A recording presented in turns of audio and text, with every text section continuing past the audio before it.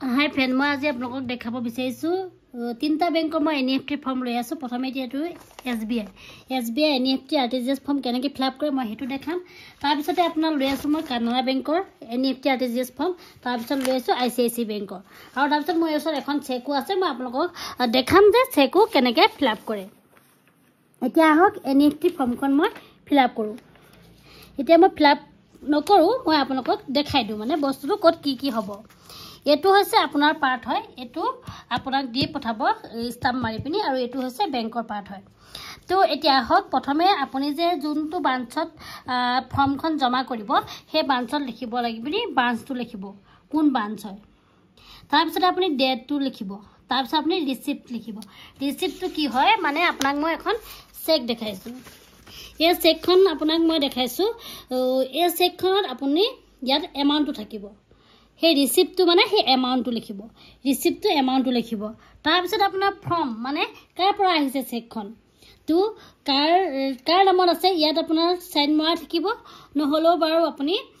গম পাব ইয়াত নেম প্ৰিণ্টেডো চেক থাকে। এইখন নতুন চেক কাৰণে আপোনাৰ নাথাকে, গতিকে যিবিলাকৰ ইয়াত নাথাকে তেওঁলোকে আপুনি যদি আপোনাক চেকখন কোনোবাই দিয়ে আপুনি জানিবই কোনে দিছে, নহয় জানো। গতিকে ইয়াতে আপোনাৰ ৰিচিভাৰ চেক মানে চেকখন যাৰ হয় সেই তাৰ ফৰ্মটো তাৰ পৰা লিখিব। মানে এতিয়া এইটো বুজি পাইছে আপোনালোকে, মই ইয়াত দেখাইছোঁ। ৰিচিপ্টটো হৈছে এমাউণ্টটো, ফৰ্ম হৈছে যাৰ পৰা আপুনি চেকখন আনিছে। তাৰপিছত এইটো ইয়াত লিখা আছে ন, for remittance of NEFT RTGS by way of transfer only, cash only,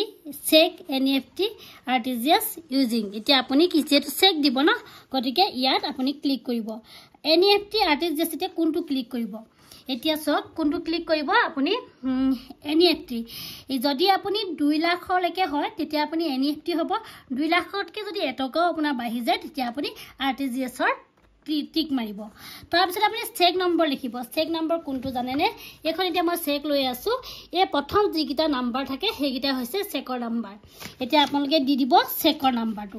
তাৰপিছত ফেভাৰিং লিখিছে ন, ফেভাৰিংটো কি লিখিব, আপুনি কাৰ নামত চেকটো দিছে, নহয়নে বাৰু। এতিয়া কাৰ নামত, এতিয়া আপোনাৰ একাউণ্টত জমা কৰিব ন, তো আপুনি যাৰ একাউণ্টত জমা কৰিব তেওঁৰ নামটো লিখি দিব, একাউণ্টৰ নামটো কি আছে সেইটো নাম লিখিব। তাৰপিছতে আপুনি বেনিফিচিয়াৰী একাউণ্ট নম্বৰ, যোনটো একাউণ্টত আপোনাৰ চেকৰ পইচাটো জমা হ'ব সেই একাউণ্ট নম্বৰটো ইয়াত লিখি দিব। তাৰপৰা বেনিফিচিয়াৰী একাউণ্ট নম্বৰ লিখিবলৈ কৈছে, ৰিৰাইট মানে আকৌ আপুনি এবাৰ লিখি দিব। কাৰণ একাউণ্ট নম্বৰকেইটা সদায় আপুনি ভালকৈ চাইহে লিখিব, কাৰণ কেলৈ আপুনি যিটো একাউণ্ট নম্বৰ লিখি দিব সেইটো একাউণ্ট নম্বৰহে বেংকে মাৰিব পাৰিব। আৰটিজিএছ এনইএফটি সদায় বেলেগ বেংকৰ কাৰণেহে হয়। তো বাৰু ধৰক আজি আপুনি এছবিআইত দিছে ন, এইটো এছবিআইত দিছে কিন্তু চেকখন আপোনাৰ এছবিআই চেক, কিন্তু আপুনি ফৰ্মখন এছবিআই হয়, কিন্তু আপুনি কি হয় একাউণ্টটো হয়তো আপোনাৰ বেলেগ বেংকো হ'ব পাৰে, বা আপোনাৰ ধৰক যদি আপুনি বেনিফিচিয়াৰী একাউণ্ট নম্বৰটো কানাড়া বেংকৰ, আইচিআইচিআই বেংক, এইচডিএফচি বেংক, বেলেগ বেংকৰ একাউণ্ট হ'বতো আপোনাৰ হ'ব পাৰে। তো গতিকে যেতিয়া ছিষ্টেমত মাৰিব বেংকে এনইএফটি আৰটিজিএছ তেতিয়া আপোনাৰ কেতিয়াও সেই বেংকৰ নাম্বাৰটো শুদ্ধ নে অশুদ্ধ নাহে, কাৰণ কেলৈ সেইটো আপুনি যিটো লিখি দিছে সেইটোহে আহিব। যিটো বেংকৰ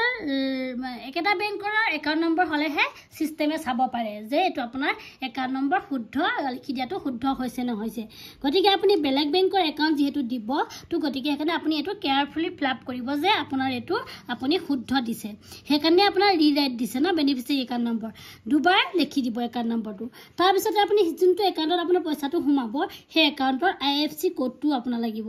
আৰু beneficiary bank and branch, beneficiary বেংকটো কোন বেংক হয় সেইটো ইয়াত লিখি দিব, আৰু লগতে তলত লিখি দিব ব্ৰাঞ্চটো কোন ব্ৰাঞ্চৰ হয়। তাৰপিছত এমাউণ্টটো ছেম দিব, আৰু এই চাৰ্জটো আপুনি নিলিখিলেও হয়, কাৰণ আপুনি নাজানে চাৰ্জটো কিমান হ'ব। তাৰপিছতে আপুনি ৱৰ্ডত লিখি দিব ৰুপিজটো কিমান ৰুপিজৰ হয়, এইটো আপোনাৰ পাৰ্টটো হৈ গ'ল, এইটো আপোনাৰ পাৰ্ট। এতিয়া আহি গ'ল মই বেংকৰ পাৰ্টটোত। বেংকৰ পাৰ্টটো আপুনি লিখিব, মই কৈছোঁ নহয় 2 লাখলৈকে আপুনি এনইএফটি মাৰিব, যদি 2 লাখতকৈ বেছি হয় তেতিয়া আৰটিজিএছ মাৰিব। তাৰপিছত আপুনি ইয়াতে ডেটটো লিখিলে, তাৰপিছত ব্ৰাঞ্চটো লিখিলে কোন ব্ৰাঞ্চত জমা কৰিছে, তাৰপিছত আপুনি লিখিব ব্ৰাঞ্চৰ কোডটো, যদি আপুনি নাজানে ব্ৰাঞ্চত সুধি ল'ব যে ব্ৰাঞ্চৰ কোডটো কিমান। তাৰপিছতে আৰু এমাউণ্টটো আকৌ লিখিব, ইয়াতে আপুনি কিমান এমাউণ্টটো আছে চেকখন লিখিব, আৰু ইয়াতে ৱৰ্ডত লিখি দিব। তাৰপিছত ডেবিট একাউণ্ট নম্বৰ মাই বা আৱাৰ একাউণ্ট নম্বৰ ডেবিট মানে যিটো আপোনাৰ চেকত থাকিব একাউণ্ট নম্বৰ সেই একাউণ্ট নম্বৰটো আপুনি ইয়াতে দি দিব তাৰপিছতে আপোনাৰ চেক সেম আপুনি চেক নাম্বাৰটো লিখি দিব ইয়াত যেনেকৈ দেখাইছো মই এইটো চেকৰ নাম্বাৰটো আপুনি এইটো চেকৰ নাম্বাৰটো দি দিব চেকৰ নাম্বাৰটো দিব তাৰপিছতে আপুনি চেকত যিটো ডেট আছে চেকত যিটো ডেট থাকিব সেই ডেটটো ইয়াত ভৰাই দিব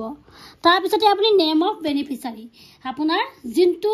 মানুহলে আপোনাৰ যাৰ একাউণ্টলৈ পইচাটো আহিব সেই বেনিফিচিয়াৰী একাউণ্ট নেমটো লিখি দিব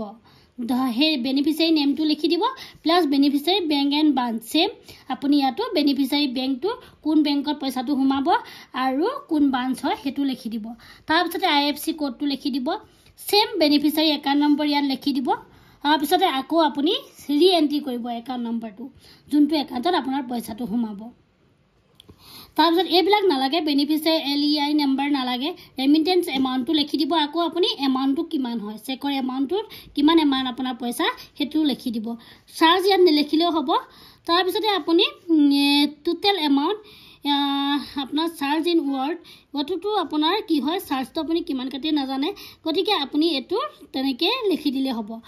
মানে কিমানটো চেকৰ এমাউণ্ট সেইটো এমাউণ্টে লিখি দিলে হ'ব আৰু নেম অফ এপ্লিকাণ্টৰ নামটো লিখিব এতিয়া এপ্লিকেণ্টৰ নাম কোনটো লিখিব জানেনে যাৰ নামত আপোনাৰ চেকখন আছে সেই নামটো লিখি দিব তাৰপিছতে ইয়াত এড্ৰেছটো কিবা এটা দি দিলে হ'ব যোনটো মানুহজনক আপুনি যদি চিনি পায় সেইটো লিখি দিব আৰু যোনে আপোনাৰ চেকখন দিছে তেখেতৰ হাতৰ কিন্তু তেখেতৰ বেংকত মিলা সাইন হ'ব লাগিব এই স্লিপখনত ইয়াত সাইড যিটো আছে ইয়াত সাইন লাগিব আৰু বেক সাইডৰ এটা সাইন লাগে সিগনেচাৰ এপ্লিকেণ্ট এটো ইয়াতো সাইন এটা মাৰিব লাগিব কিন্তু যদি সাইন নামাৰে আপোনাৰ বেংকে একচেপ্ট নকৰে তেনেকৈ আপুনি চেকখনতো লিখিব সদায় NEFT RTGS যদি দিবলৈ হয় সদায় yourself NEFT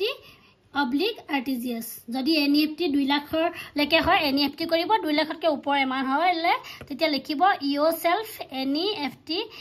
2 লাখ হ'লে NEFT আৰু যদি আপোনাৰ 2 লাখতকৈ বেছি হয় yourself RTGS লিখিব ডেটটো লিখা থাকিব এমাউণ্ট লিখা থাকিব ইয়াত সিগনেচাৰ লিখা থাকিব তো আৰু আপুনি বেক সাইডৰ এটা সিগনেচাৰ লাগিব কাস্টমাৰৰ এটো লিখি পিনি আপুনি এই ৰিসিপ্টখনে হেতি এনেকৈ আপুনি বেংকত জমা দিব পাৰিব ইয়াতে আপোনাৰ সিল সাইন মাৰি বেংকে আপোনাক এই স্লিপটো দি পঠাব তো আপোনাৰ পইচা কেতিয়াবা নোহোমালে নেমিলে স্লিপটো লৈ আপুনি খুদিব পাৰিব এটো হৈছে আপোনাৰ কপি এখন হৈ গ'ল এতিয়া মই SBI লৈছো সেম তেনেকৈ RTGS NEFT ফৰ্ম সেমে হয় খালি অলপ মানে ডিজাইনটো বেলেগ আৰু এখন অলপ সৰু হয় SBI এখন অলপ আমাৰ দীঘলকৈ দিছে তো ইয়াতো তেনেকৈ আপুনি ব্ৰাঞ্চৰ নেম লিখিব লাগিব তাৰপিছতে আপোনাৰ ইয়াত ডেটটো লিখি দিব তাৰপিছতে আপোনাৰ এটো RTGS নে NEFT মই ক'লোৱে সেই তেনেকৈ যদি 2 লাখৰ হয় 2 লাখলৈকে NEFT টিক মাৰিব যদি তাতকৈ বেছি হয় RTGS টিক মাৰি ইয়াত এমাউণ্টটো লিখিব ইয়াত আপুনি ৱৰ্ডত লিখিব এমাউণ্টটো তাৰপিছত আপুনি চেকত ক্লিক কৰিব টিক মাৰিব তাৰপিছতে ইয়াতে একাউণ্ট নম্বৰ লিখিব যেটো চেকৰ ডিটেইলছৰ মতে একাউণ্ট নম্বৰটো লিখিব চেকত যেটো একাউণ্ট নম্বৰ আছে সেই একাউণ্ট নম্বৰ লিখিব চেক নম্বৰ লিখিব ইয়াত কিন্তু ভুল নকৰিব যদি আপুনি চেকৰ ডেটটো 2-3 দিনৰ আগৰো হ'ব পাৰে বা আপোনাৰ ততকৈ বেছি আগৰো হ'ব পাৰে গতিকে আপুনি ইয়াত সদায় চেকৰ নাম্বাৰটোহে লিখিব হয়তো আপুনি আজি ফৰ্মখন জমা দিছে কিন্তু চেকখন আপোনাৰ ধৰক এমাহৰ আগৰ তো গতিকে ইয়াত যেটো চেকৰ ডেট আছে সেইটো ডেটহে লিখিব তেনেকৈ আপোনাৰ ৰেমিটাৰ্ছ নেম তেনেকৈ আপুনি একাউণ্টৰ চেকখনৰ একাউণ্ট নম্বৰৰ নামটো লিখিব কি আছে নামটো এড্ৰেছটো লিখি দিব যদি আপুনি যি এড্ৰেছ হয় সেই এড্ৰেছটো গোটেইটো ফিল আপ কৰি নকৰিলেও হয় বোলে আপোনাৰ শিৱসাগৰে লিখি দিব তেনেকৈ লিখি দিব তাৰপিছত মোবাইল নম্বৰটো মেণ্ডেটৰী নহয় আপুনি দিবও পাৰে নিদিবও পাৰে দি দিলে ভাল হয় কিবা থাকিলে ফোন কৰি ল'ব পাৰে বেংকে তাৰপিছত আপোনাৰ বেনিফিচিয়াৰী নেম সেম আপুনি কোন একাউণ্টৰ নাম্বাৰত আপোনাৰ পইচাটো জমা হ'ব সেই বেনিফিচিয়াৰী নেমটো লিখিব প্ৰথমে একাউণ্টৰ নামটো তাৰপিছত একাউণ্ট নাম্বাৰটো লিখি দিব তাৰপৰা বেংকৰ নেমটো লিখিব কোন বেংকৰ একাউণ্ট হয় তাৰপিছত IFC কোডটো লিখি দিব বেংকৰ তেনেকৈ বেনিফিচিয়াৰী ব্ৰাঞ্চৰ এড্ৰেছটো লিখি দিব তাৰপিছত কনফাৰ্ম একাউণ্ট নম্বৰ দেখিছেনে ইয়াতো সেই একে একাউণ্ট নম্বৰটো দুবাৰ লিখিবলৈ দিছে কি কাৰণে দিছে মই আগৰ কৈ গ'লোঁ আপোনালোকক যিহেতু বেলেগ বেংকৰ হ'লে চিষ্টেমে কেতিয়াও চাব নোৱাৰে একাউণ্ট নম্বৰটো ভুল নে শুদ্ধ IFC কোডটো যদি ভুল হয় তেতিয়া সেইটো চিষ্টেমত কয় যে ভুল বুলি কিন্তু আপোনাৰ একাউণ্ট নম্বৰটো আমি কেতিয়াও চাব নোৱাৰোঁ সেইটো কাৰণে বেনিফিচিয়াৰী একাউণ্ট নম্বৰটো সদায় আপোনালোকে কেয়াৰফুলি ফিল আপ কৰিব তাৰপিছতে আহিলে আপোনাৰ এইটো বেক সাইডে আছে বেক সাইডে আপুনি ইয়াত সিগনেচাৰ মাৰি দিব ইয়াত আপোনাৰ নামটো লিখি দিব মানে ইয়াত কাৰ নামটো গম পাইছেনে যাৰ চেকৰ নাম্বাৰটো এপ্লিকানৰ নাম্বাৰ যোনে চেকখন দিছে তাৰ সিগনেচাৰ লাগিব আৰু তাৰ নামটো লাগিব আৰু মই যে কলো আপোনালোকক যেটো আইচিআইসি বেংকৰ চাৰ্জ নালাগে এনইএফটি আৰটিজিএছ কোনো চাৰ্জ নালাগে এছবিআই তে লাগে তেনেকে এখনো কানাড়া বেংকৰ সেম তেনেকে হয় কানাড়া বেংকৰো তেনেকে আছে আপোনাৰ গুটেখিনি বস্তুখিনি দেখিব পাৰিছে বেনিফিচিয়াৰি লিখিব ওপৰৰ অংশটো সদায় এপ্লিকানৰ নামটো সদায় যাৰ চেক হয় তেওঁ লিখিব লাগিব ঠিক তেনেকে ইয়াতে একেটা সাইডতে আছে সিগনেচাৰ এটো সিগনেচাৰ যাৰ জনে চেকখন দিছে তাৰ সিগনেচাৰ লাগিব আৰু নেমটো লিখি দিব তো এখন হৈছে আপোনাৰ কানাড়া বেংকৰ চাৰ্জ নালাগে এনইএফটি আৰটিজিএছৰ তো হেকানে তেওঁলোকৰ ইয়াত চাৰ্জটো নাই এছবিআই চাৰ্জটো লাগে গতিকে ইয়াত চাৰ্জটো আপুনি মানে লিখিব লাগে কিন্তু আপুনি নেলেখিলেও হ'ব কেলে কৈছো আপুনিটো নাজানে চাৰ্জটো কিমান ল'ব গতিকে আপুনি যেটো ইয়াত এমাৰ্জেন্সি একাউন্ট এমাউন্টটো যিমান আছে সেই এমাউন্টটোৱে লিখিব আৰু তো টোটাল ইনক্লুডিং চাৰ্জ লিখা আছে হেতুটো আপোনাৰ চেকৰ এমাউন্টটোৱে লিখি দিব কাৰণ কেলে হিয়ত যেটো আপুনি এমাউন্ট দিব তাৰ পৰাই তেওঁলোকে অটোমেটিক চাৰ্জটো কাটিয়ে লয় গতিকে হেকানে আপুনি যেটো এমাউন্ট আছে হেতু এমাউন্টে দি দিব ভিডিওটো চাই যদি উপকৃত হয় বুলি ভাবিছে উপকৃত হলু বুলি যদি ভাবে প্লিজ কমেন্ট এটা কৰিব আৰু আগলৈ এনেকুৱা যদি আপুনি জানিব বিচাৰে তো এনেকুৱা ভিডিও যদি বিচাৰে নিশ্চয় ভিডিওটো লাইক এটা কৰিব কমেন্ট এটা কৰিবলৈ নাপাহৰিব ধন্যবাদ